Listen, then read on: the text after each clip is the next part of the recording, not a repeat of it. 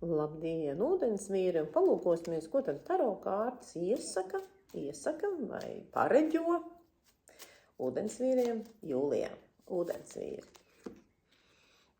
Ūdensvīri būs ļoti mierīgi, apdomīgi, apcerīgi, ar tādu tā kā skatienu vērstu uz pagātni, uz ūdeņiem, uz iespējams kādu savu baili vai nedrošību. Tātad tas būs izaicinošs mēnesis, kad apkārtējā vide liks mūsu ūdensvīriem, kas vienmēr ir tik mierīgi, stabili un sakārtoti, mazliet šaubīties par kaut ko, mazliet tā kā nolīgoties, un saprast, hei, man ir jāpameklē, kur ir mana drošības vieta, man ir jāsaprot, kur es jūtos stabili, vai viss ir kārtībā. Šeit izogas neziņa vai šaubas par to, cik droši es esmu. Varbūt tā ir kāda speciāla vide, kur jūs pēkšņi nejūtaties droši, varbūt tas ir ūdens, varbūt tas ir purvs, varbūt tā ir, kāds tornis vai augstums vai kāda dabas stihija, kas liek jums sajusties netik stabiliem, netik drošiem. Šī kārta arī vēl ir saistīta ar dažādiem mikrobiem, saindēšanos, visām tādām vīrusainām lietām, kas lido pa gaisu. Tādēļ es ūdensvīriem teiktu, esiet piesardzīgi, un ja jums saka, ka nevajag peldēties tur kaut kādā ūdens tvertnē, kura nav sevišķi tīra, tad es jums teiktu, labāk jau nepeldiet. Jā, tagad skatīsimies, ko darbs. Darbs rit ļoti stabili, ļoti kontrolēti, ļoti jaudīgi. Tātad šī iepriekšējais, ko es jums stāstīju, nav visdrīzāk saistīts ar darba tēmām. Darbs ir kontrolēts, tajā ir daudz spēka, daudz no jums strādās fiziski, pieliks paši rokas savā darba procesā vairāk nekā citkārt, iesaistīsies.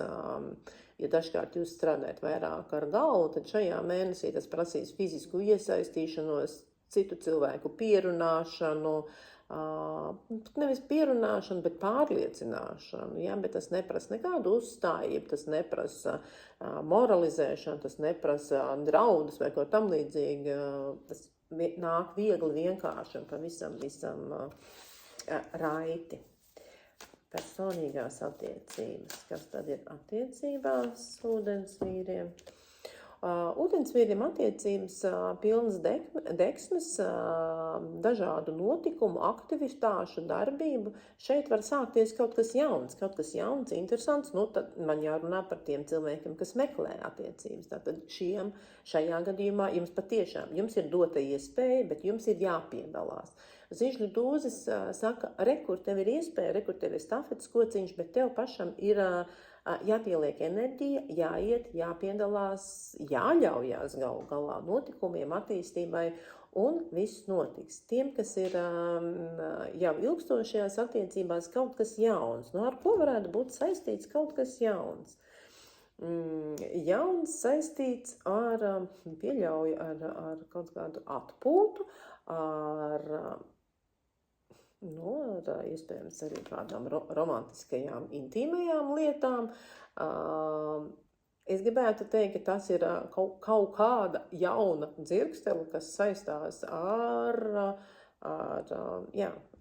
jūsu seksualitāti vai intimitāti. Šeit ir vērts padomāt, manuprāt, ļoti interesanta lieta. Interesantākais tas, ka jūs pašlaik vēl nezināt, ko tas nozīmē, jo tas patiesām ir kaut kas jauns. Un padoms ūdensvīram.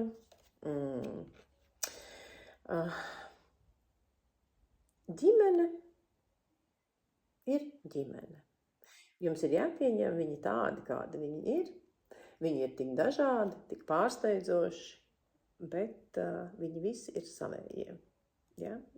Priecāties par savējiem, par viņu klātbūtni, lai arī kādas būtu jūsu ģimenes izpausmes.